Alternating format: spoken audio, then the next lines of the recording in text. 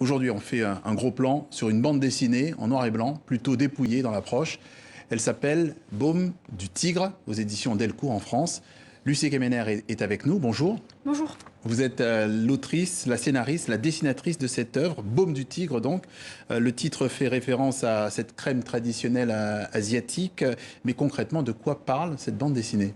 En fait, cette bande dessinée raconte l'histoire de la troisième génération d'une famille qui est issue de l'immigration asiatique dans un pays occidental. Donc l'histoire part en fait sur les petites filles et démarre quand donc Eda souhaite faire des études de médecine et que son grand-père refuse.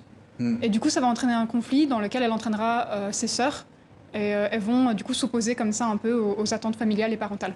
Alors, Baume du Tigre, le titre n'est pas choisi par hasard, c'est un remède qui est parfois interdit dans certains pays. Est-ce qu'au fond, c'est ce que vous racontez, cet entre-deux cultures, où c'est interdit d'un côté et pas de l'autre ?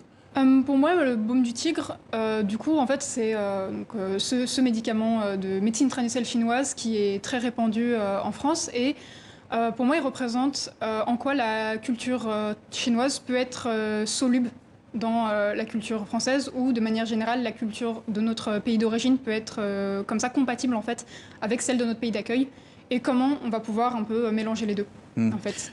On parle aussi de déplacement de classe avec cette fille, vous l'avez dit, Eda, qui annonce à la surprise générale donc qu'elle est admise en études de médecine. Ses sœurs sont ravis. Son grand-père, lui rétorque tu penses que tu vaux mieux que nous tous, on le voit d'ailleurs. C'est terrible, non ? Oui, beaucoup de gens du coup m'ont posé des questions en fait sur ce passage puisque j'ai pensé justement que pour un lecteur, intuitivement, on a envie de penser que tous les parents vont souhaiter le meilleur pour leurs enfants, une réussite sociale, un bon métier qui rapporte de l'argent, ce genre de choses. Mais c'était en fait pour évoquer l'idée sous-jacente que dans les envies de réalisation de leurs enfants, les parents ont aussi leurs projets personnels en fait et leurs attentes qui s'est construite en rapport avec leur propre vie à eux. Et que tout n'est pas si simple et que aussi pour une famille d'immigrés, ça peut être assez difficile finalement de voir en fait l'évolution du coup en termes de classe de ces enfants, de ces petits enfants, et on peut se sentir un peu dépassé par ça. Et ça c'est très universel puisque cette projection des parents sur les enfants c'est assez courant finalement. Oui, je pense. J'espérais parler du coup en parlant d'immigration que c'est.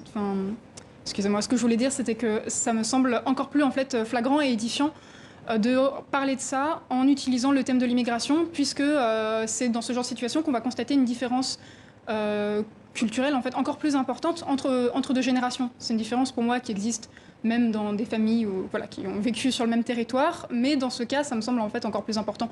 Vous parliez de génération, la médecine, c'est le lien avec la grand-mère.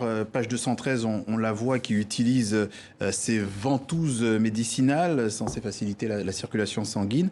En fait, Eda va essayer de mêler ces deux médecines. C'est ça la solution, c'est prendre un peu de chaque génération, de chaque médecine. Oui, pour moi, en fait, ça peut être tout à fait une des solutions qui est en fait justement, en fait, plutôt que de forcément oublier et mettre à la trappe en fait du coup l'histoire de notre famille et aussi de la culture de cette famille, de en fait trouver chacun le moyen du coup de s'en emparer, de se l'approprier. Voilà. Donc ça peut passer par embrasser la médecine traditionnelle de ce pays ou raconter une BD sur écrire une BD sur cette culture.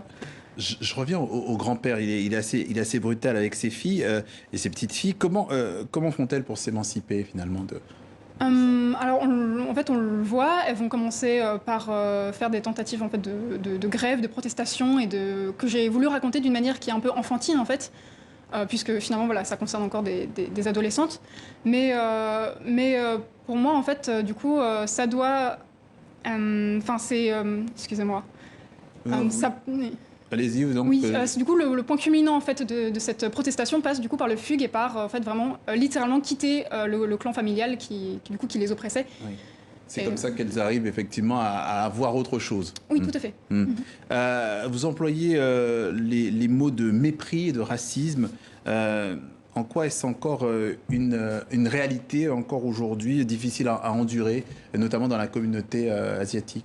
Je pense que la communauté asiatique est particulièrement touchée par le racisme par différents biais. Donc, notamment, ça va passer par l'invisibilisation, qui est en fait d'oublier totalement que les Asiatiques existent et sont en France, mais aussi par un mépris qui va passer par soit c'est une vision en fait d'un asiatique comme étant très soumis en fait, et donc ça va avec cette idée un peu de l'asiatique qui est docile, qui est calme, qui est gentil, qui est le bon immigré par extension à des potentiels mauvais immigrés. Sauf qu'en fait c'est une idée qui peut sembler positive, sauf qu'en fait ça inclut voilà d'un asiatique qui est soumis, qui est exploitable finalement, comme on le voit du coup quand j'évoque du coup la vie du grand-père.